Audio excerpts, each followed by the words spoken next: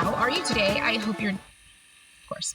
Hello, friends. How are you today? I hope you're doing well. I wanted to come to you today with a revelation that I had very recently about myself. And this revelation will tie into what I look for in a partner or in a man.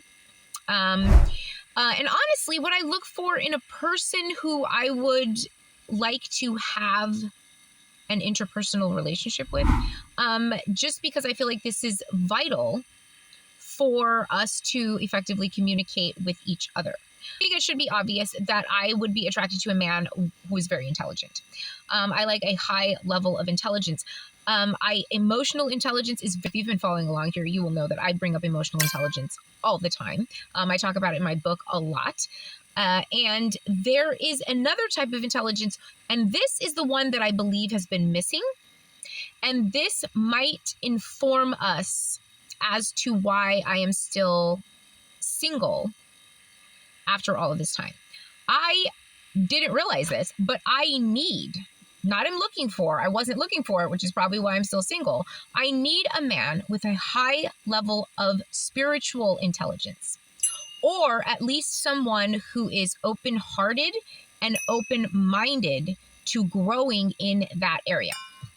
Now, that is something that is not easy to come by on this earth, because most men are definitely more into the world. So they're into money and tactile things because they're the ones who have to, or traditionally, were the ones that had to go and get the bread, like win the bread. They had to bring home the bacon. So they're the ones that have this innate just attraction to all of those things over self. Now, that's something that if you come here as a man, you have to overcome, and you have to choose your higher self. I definitely need a man who understands that his higher self is more important than his lower self when it comes to a relationship, obviously, but most importantly, when it comes to the relationship that he has with himself.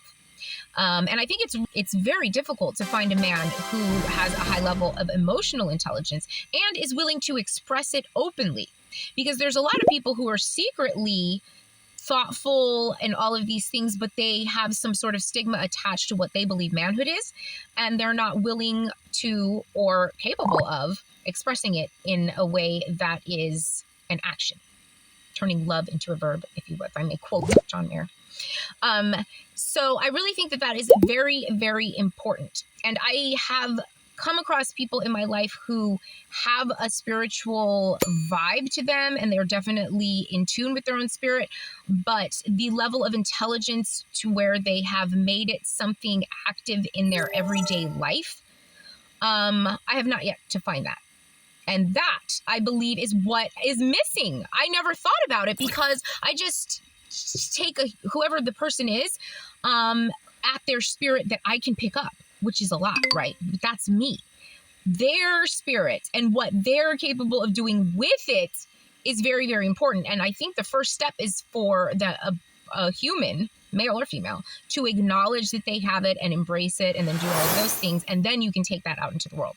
That, I believe, is the missing key to me being we. Anyway, okay, that's it. I wanted to make another quick point about spiritual intelligence. Most people who are on a spiritual journey and have a high level of spiritual intelligence are constantly ascending. So they're constantly evolving. I am constantly evolving, constantly ascending, constantly changing, learning new things, becoming a different person over and over again. And so when you interact with someone like myself, and in any way, whether it's platonic, romantic, or even as a family member, and something occurs, let's say it's a trauma or an experience that we both share, I often will completely lap the person that I have experienced the thing with, because I handle the situation from a spiritual level. This is particularly interesting when it comes to relationships, because I've been in relationships with people and then we have separated, and it seems like overnight I have moved on into a completely different direction. I've transmuted and everything, and I really don't look back. And that is something that can come off maybe as cold, I don't know, but really it's just the ability to understand, to transmute, and to move on. And most importantly, you're able to do that when you are present and give your all in the moment, which is something that I strive to do. I go out of my way to be loyal and focused and present and give any relationship that I have, any interaction that I have, my full attention in the moment.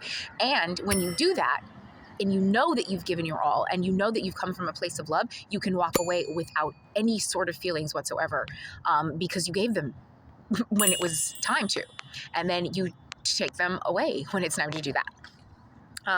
But yeah, that's another thing, and that's another reason why I probably don't have as many long-term interpersonal relationships, because interpersonal relationships include ups and downs, and sometimes when you go through a down with somebody and the other person heals from it very quickly and one person doesn't, it creates a divide in the relationship, and sometimes it just does not survive.